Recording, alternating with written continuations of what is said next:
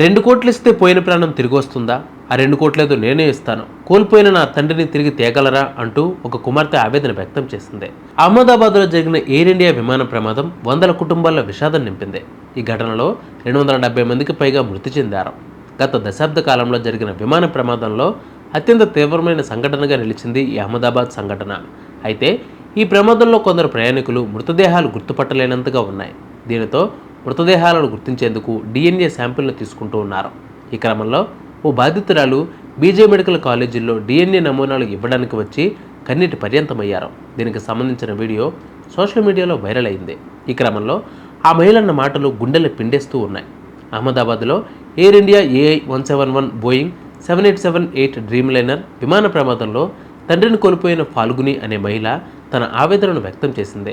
టాటా గ్రూప్కు 2 కోట్లు ఇవ్వడానికి తాను సిద్ధంగా ఉన్నానని, తన తండ్రిని తిరిగి తీసుకువస్తారా అని ప్రశ్నించారు. అక్కడికి వచ్చిన బాధితుల కుటుంబాలను కూడా ఫాల్గుని మాటలు తీవ్ర ఆవేదనకు గురిచేశాయి. మరోవైపు ప్రమాదం జరిగిన తర్వాత టాటా గ్రూప్ బాధితులకు ఒక్కొక్కరికి 1 కోటి రూపాయల ఎక్స్గ్రేషియా ప్రకటించిన విషయం తెలిసిందే. అయితే డబ్బుతో తన తండ్రిని తిరిగి తీసుకురాలేమని వాపోయారు ఫాల్గుని. పరిహారంతో నా తండ్రిని తిరిగి తీసుకురాగలరా?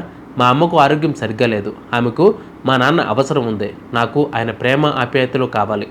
ఎప్పుడు ఎయిర్ ఇండియాలో ప్రయాణించడానికి ఇష్టపడే నా తండ్రి తిరిగి తీసుకొస్తే నేను వారికి 2 కోట్లు ఇస్తాను అని ఫాల్గుని కన్నీటి పర్యంతమయ్యారు. ఆమె తన రక్తం నమూనా ఇవ్వడానికి వేచి ఉన్న సమయంలో భావోద్వేగానికి గురయ్యారు. ఇప్పటి వరకు 219 మంది నుంచి నమూనాలు సేకరించామని సివిల్ హాస్పిటల్ అధికారులు తెలిపారు. విదేశీయుల నుంచి కూడా నమూనాలు తీసుకున్నామని చెప్పారు. మృతదేహాల అవశేషాలు DNA విశ్లేషణ జరుగుతోందని, శాంపిళ్లతో అవి సరిపోలని జరిగిన తర్వాత గుర్తింపు మొదలవుతుందని తెలిపారు. ఫలితాలు వచ్చాక మృతదేహాలను కుటుంబ సభ్యులకు అప్పగిస్తామని అధికారులు వెల్లడించారు. DNA విశ్లేషణ కోసం ప్రత్యేక బృందాలను ఏర్పాటు చేసినట్లు అధికారులు తెలిపారు. ఈ ప్రక్రియకు 48 నుంచి 72 గంటల సమయం పట్టే అవకాశం ఉందని, శనివారం నుంచి ప్రాథమిక గుర్తింపు ప్రక్రియ ప్రారంభమవుతుందని భావిస్తున్నారు.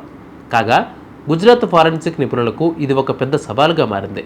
గతంలో రాజ్కోట్ గేమ్ జోన్ అగ్ని ప్రమాదంలో మరణించిన వారి అవశేషాలను గుర్తించడంలో ఈ బృందాలు పనిచేశాయి.